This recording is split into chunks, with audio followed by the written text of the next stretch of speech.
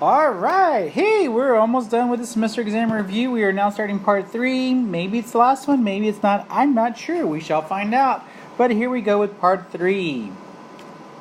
Okay, so the first ones, and this is where I said those definitions would be important for like the bisectors. Oh yeah, and ignore the numbers.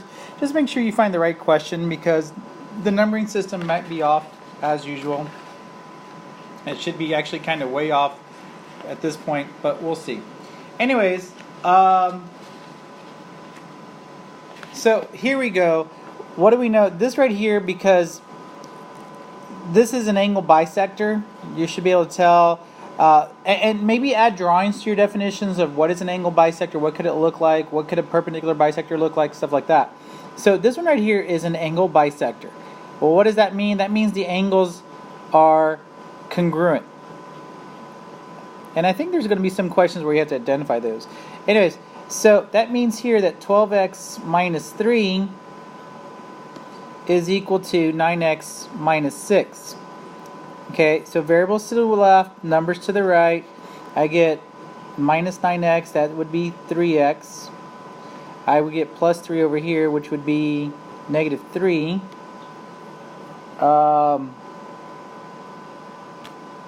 Okay, I'm looking at that closer and I can tell this should be a plus, not a minus. So that should end up becoming a plus 9 or a positive 9, not a negative 3. You shouldn't have negatives anyway. Divide by 3, you get x equals 3. Okay, you put that into either one because they want the measurement of the angle. So DEY would be, put the 3 here in the 12x plus minus 3. 12 times 3 is 36. 36 minus 3 is 33 degrees. So the measurement here is 33 degrees.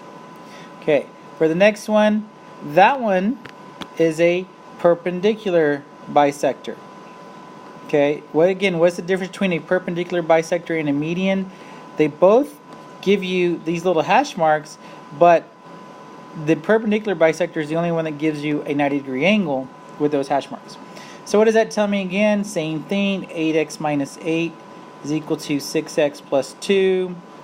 Variables to the left, numbers to the right, minus 6x, that gives me 2x, plus 8 gives me 10.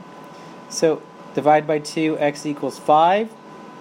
And then they want you to find AB, which is this, so I put the 5 here. 8 times 5 is 40, minus 8 is 32, whatever, just length of 32. Okay, so the next one you have, this one is a median. Now with medians, again, this is something you could put into your note sheet, but that's one where we had like the total is equal to a 2/3 part plus a 1/3 part. The 2/3 part touches the vertex. The 1/3 part touches a side. So like here, and remember, if you go from the 1/3 to the 2/3, you multiply by 2. If you go from 2/3 to the 1/3, you divide by 2.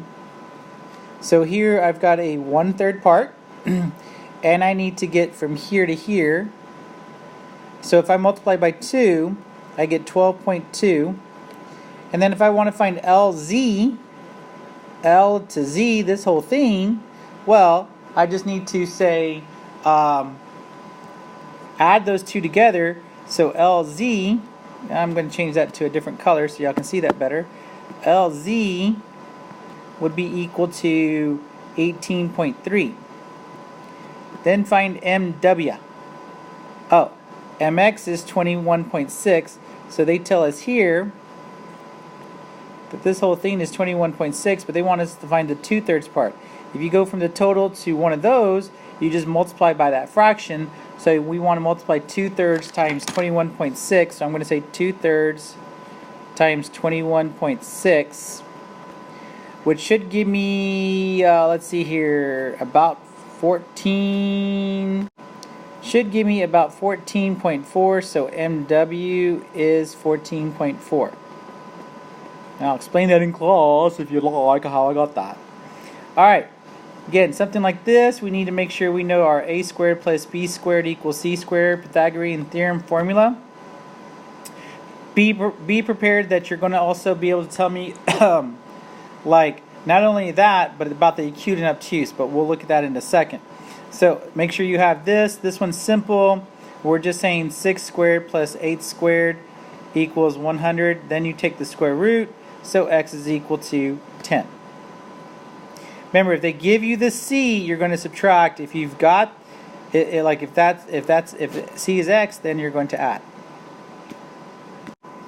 All right, so this one's number 45. Zx, zy, zw are perpendicular bisectors. Find xc, vu. Okay, so on perpendicular bisectors, what we do know is that we have a 90-degree angle here, and these are equal. Okay. Also, that from here to here is also going to be equal. Okay, so if I want to find xt is this one right here. This one, ux, if ux is 16, xt will also equal 16. vu, v to u is this one right here. If this one is 15, so is yv, so there's a 15 here. 15 plus 15 gives me vu is 30. Okay, and then finally zv. Z to v is right there. Well, if this one right here, z to u is 20, z to u is 20, then z to v is also going to be 20, because from that circumcenter here to any vertex is going to be the same. That's something about perpendicular bisectors. Okay, so here's another one about angle bisectors. So this one here, angle bisectors of GH. Find the distance from X to GH. What are we doing here? Okay. X to... What? XG and GX are angle bisectors. Find M and the distance from X to GH. So I guess they want us to find from here to here. Well, here's the thing.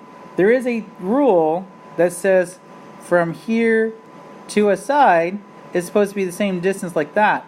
So the reality is, because this is an angle bisector, just like from their center point to the vertex on perpendicular is the same, from that center to a side is also the same. So then the distance from X to GH, this one right here, let's say, well, whatever that is, that would also just be 42.6.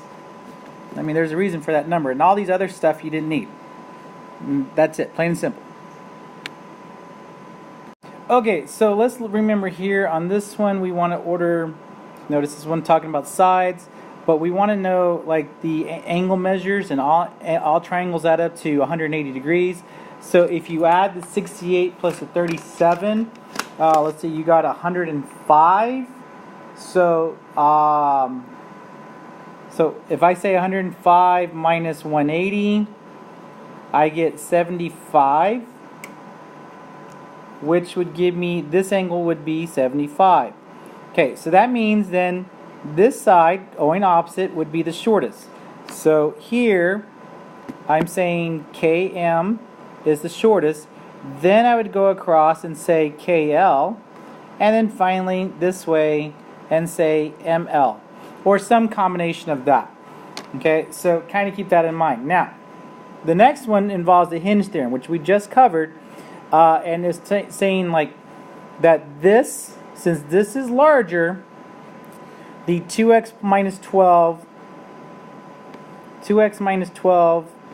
well, son of a biscuit here, has to be greater than 0, but less than 8. Less than 8. Okay, you add 12 to both sides, divide by 2, you get here 10, and over here you get plus 12 divided by 2, you get 6. So x has to be between those two. And there you go for that.